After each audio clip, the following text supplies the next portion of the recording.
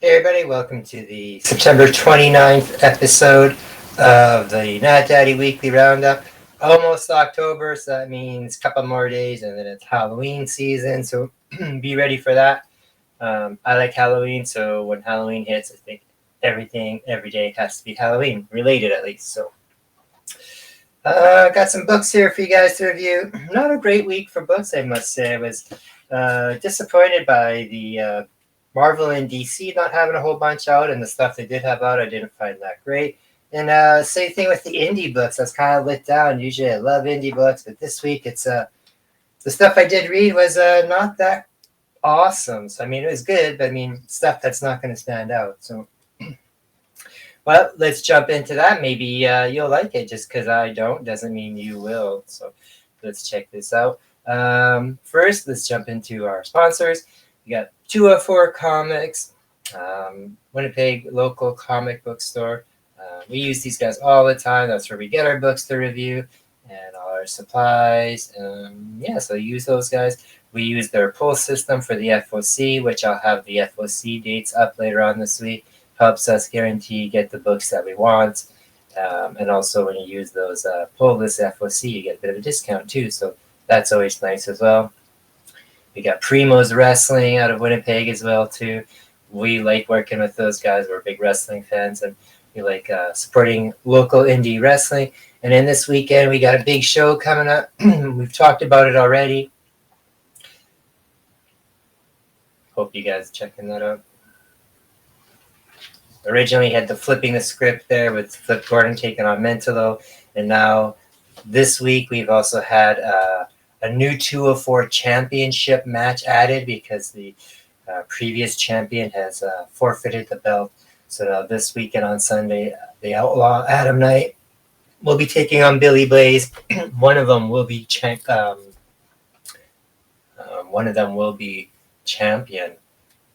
That's pretty awesome.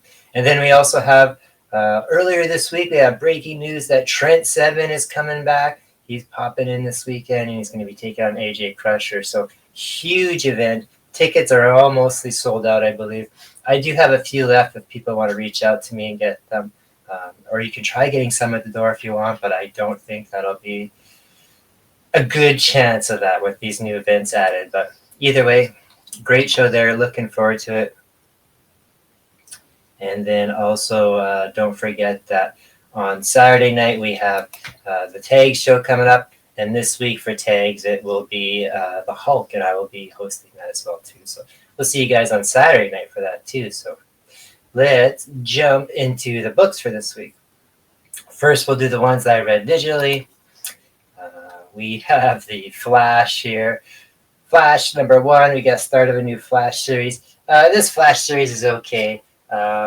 It's Wally West doing it now, so it's not Barry Allen. His powers are a little bit more powerful than they once were. And now he kind of has this, supposedly a perfect life. He's with his girlfriend. They have kids in that, but everything just doesn't seem to be. Something seems to be a little bit off. And there seems to be a new villain in there as well too. So I mean, if you like the Flash, and if you've been following the Flash, then this is going to be a great continuation off for you, even though it is number 1. But if you're just familiar with the Flash and you haven't been following the stuff that's been going on recently in that, you might be a little bit lost. I follow the Flash, but not like religiously in that. So I was a little bit off. I had to kind of piece some things together in that because there has been so many events lately of Flash, like Speed Wars and stuff like that. So okay, but again, a little bit. I was a little disappointed because you went in there and you had to kind of know what was going on already. So that's the same thing here too with this new Power Girl one. I like Power Girl. I think she's a pretty cool character. I like this new costume they have for her as well too. That instead of a cape, they have this red jacket. So that's kind of cool. But lately, again, too, Power Girl, I don't like what they've done with her. So during the Lazarus Planet thing, where all that rain fell down, it was kind of mutating some people in that. It kind of changed her powers a little bit. So not only she still have her like Supergirl type powers, but now she does have a little bit of like mental powers as well too. I guess say like ESP type of stuff, and So don't really care for that too much. And yeah, so again, it's continuing on unless you've been following Power Girl lately. This one's a little bit more easier just to jump into. Just as an average kind of Power Girl story, no female Superman type of thing.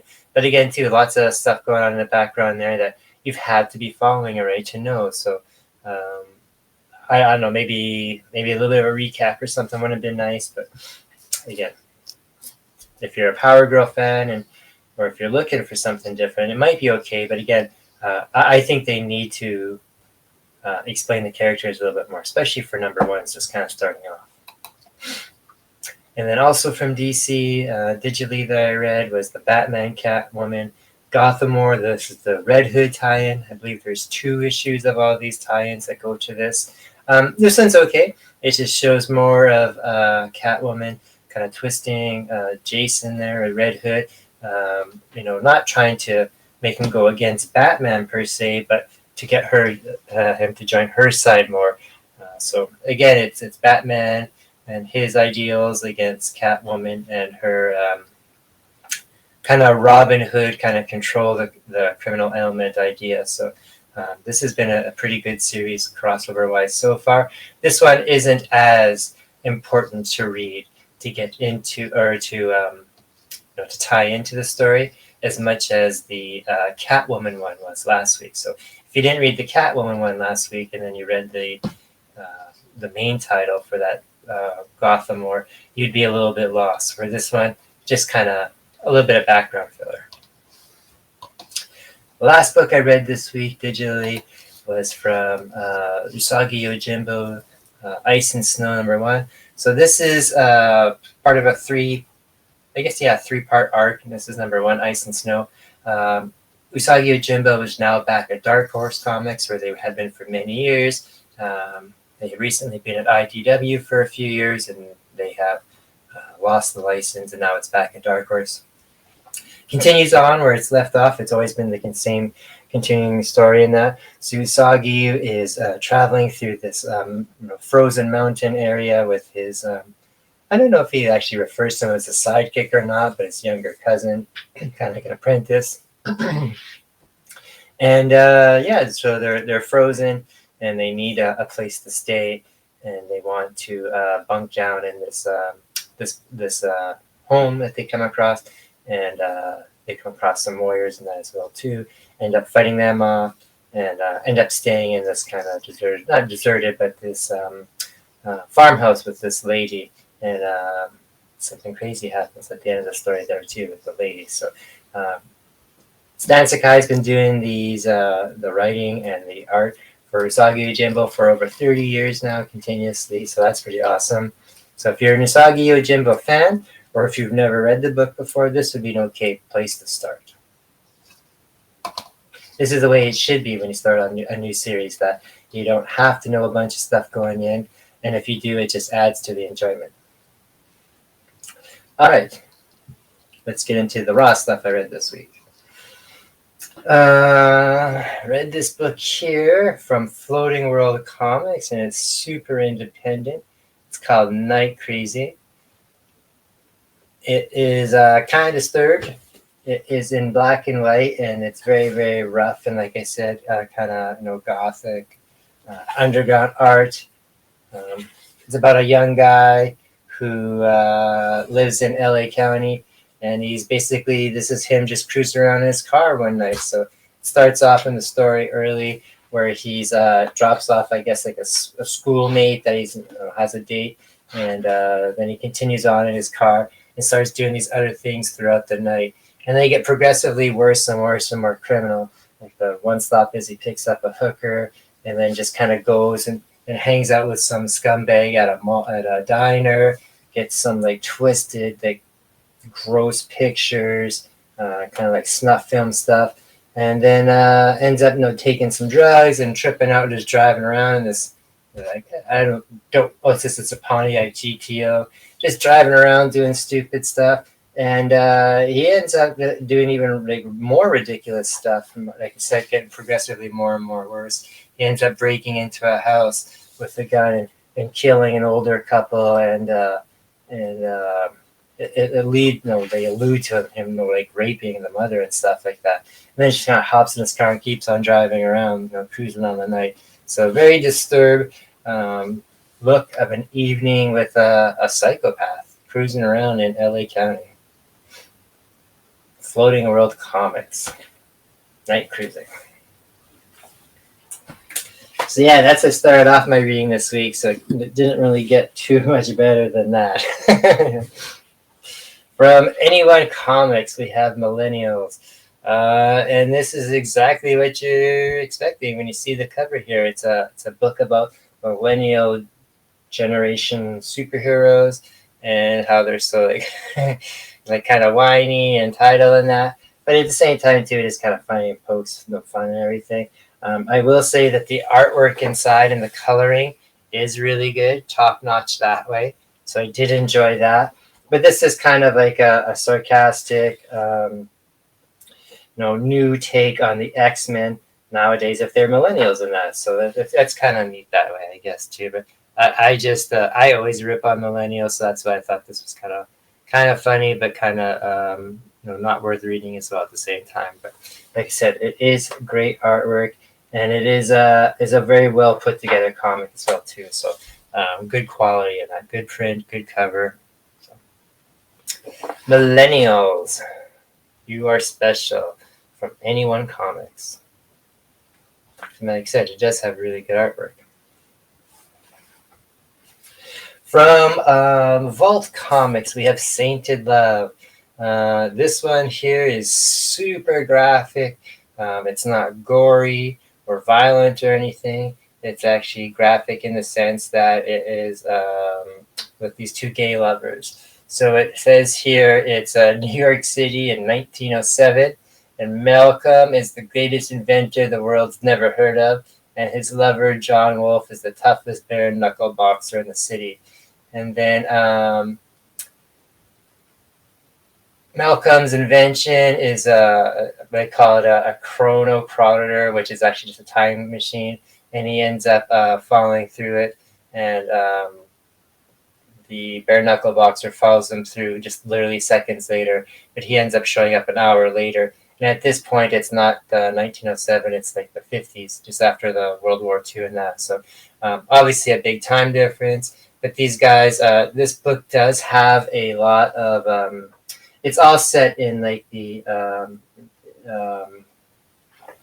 what's the best way to say it, in the gay society at that time and that. So like you said, you are going to see a very, very graphic stuff in here, especially full frontal, can't show that, full frontal nudity, guys making out in that. So but it is great artwork in that, nice coloring, and a good story in that too, about a guy that ends up traveling forward, and they in this new life in the 50s there ends up becoming like a bit of important person there for, say, society-wise and that, but then it has to deal with this other lover showing up at the same time too, all dealing with like this forbidden attitude about being gay and that. So but like I said, I was very surprised just how graphic it was. So it's okay though.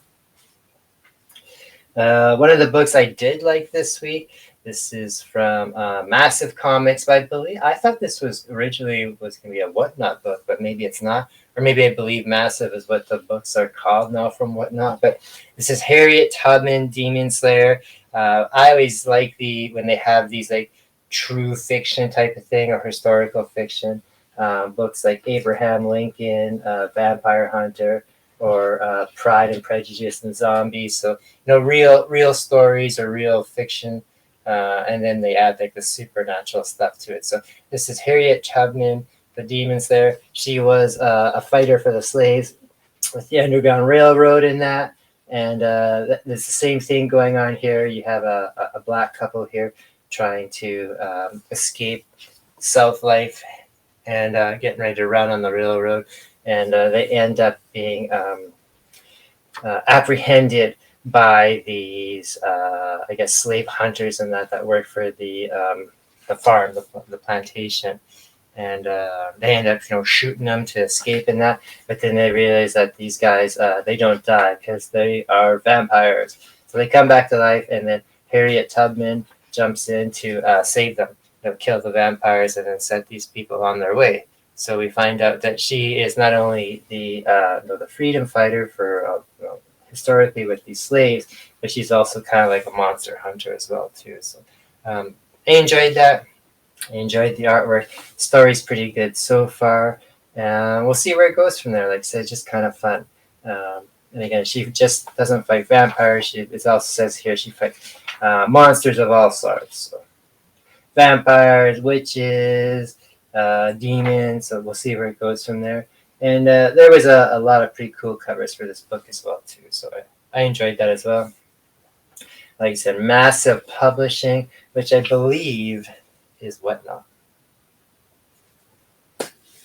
That one was okay. Another one, which I didn't really care for too much, but it's okay, but it's just not my style, is from Banda BS. This is Grandma Tilly's Hell Tech Mech. So this is a grandma who is playing video games, and when she's losing, she ends up throwing her controller and she breaks her controller. She needs a new controller because it's some kind of special tournament weekend. And so she goes to get this new controller, and while she gets there, instead of getting the controller, she ends up getting this alien mech suit that falls from the sky that she thinks is an Uber.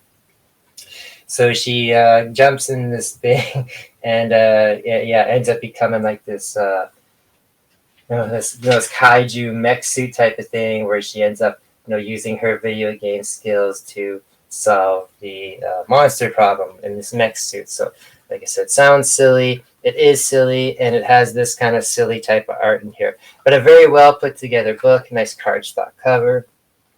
Coloring is really great in there. The art is great for that style. Like, I'm just not a huge style of that stuff. Kind of like that Adventure Time and that Rick and Morty type of art. But again, too, not too bad of a book. Kind of silly if you like that kind of stuff. Just I didn't care for it too much. But kind of funny. This book would be good for all ages. Grandma Tilly's Hell Tech Mech. And this is just the start of it. It's going to be a continuing story, so it's all right. Last on our list of books from this week, so like I said, it is a bit of a shorter week. I just didn't find a bunch of stuff to read that I thought was going to be interesting for you guys. So maybe next week there'll be more. But like I said, this one is a shorter week. We got from Mad Cave Studios. We got Tales from the Cave. Like I said, it is with Halloween season now, so there's going to be a lot of Halloween anthology stuff coming out. I thought this was going to be the beginning of it, and I do like Mad Cave stuff. But it does actually not. It's just an anthology. It does have 3 stories in it from the Mad Cave properties, one being Nottingham, which is kind of like the different take on the Robin Hood, Sheriff Nottingham stories. You got Hunt, Kill, Repeat. We've reviewed that a few months ago, where it's all the kind of like the gods, they stroll around and they kind of live on Earth as well too. But we've kind of interblend them with our current life, so that's an alright book there. And then you got Battlecast, which is kind of like a Thundercats type of thing for just a rough comparison. But great stories in here. Great artwork in here as well too. 3 different types of artwork for 3 different types of stories. So really great stuff there. But I was a little disappointed not because they weren't great stories in that, but I was a little disappointed because they weren't Halloween related in any way. So I kind of thought that they were going to be, because it does show that how great Halloween cover there. So if you're not familiar with these properties, it would be an okay way to introduce yourself to them. Maybe not so much the Hunt, Kill, Repeat ones, because like I said, that does have kind of a lot of characters about like Greek gods and mythology and that. But Battle Cats and Nottingham is pretty easy to figure out. But like I said, a little bit disappointing just because it's even it shows like Halloween looking on there. They don't really have Halloween stories, but still good stories in general. And on a side note, bonus info, that Mad Cave Studios this week actually acquired the rights to Dick Tracy, so they'll be putting out Dick Tracy comics and that. So that'll be pretty cool to see as well too. All right, everybody, that is the show for the week. Oh, I do have the FOC dates for the books coming up this week. So if you want to guarantee the books that you want and not have to make sure that they get the certain covers you want, maybe you want certain ratios, maybe they're books that your store won't order unless you ask them to. So here are the books that we have coming up. So for the final order cutoff, get your local LC, let them know you want these books by Saturday evening to hopefully guarantee you get them. For October 25th, you have the Image books. You have the AWA books. You have Boom books, Ablaze, Dynamite, Aftershock, Oni, Titan, Source Point, and DC. So again, pretty much all the books, really. On November 1st, you have Dark Horse and Marvel. And then on the 8th, you have IDW. So pretty much everything is for the 25th there. They do have on DC one book that is going to be kind of a one to point out is that new Alan Scott Green Lantern #1, much like those two that we covered today, the Power Girl one. So new #1 there, and the Flash. And also that November 1st one for Marvel, there's a new Carnage one as well, and a White Widow. So we'll see what happens there. Yeah, if you want certain books and you want to make sure you get them, and again, at 204 Comics, if you have a pull list, you get a discount. So why would you not want to do that? All right, everybody. Hopefully we'll see you, like I said, Saturday evening for the tag show. Going to do the Hulk, so get ready for some great Hulk art. And then on Sunday evening, I will stream this as well on the channel, the wrestling. Otherwise, we'll see you again next week. Take care. Peace.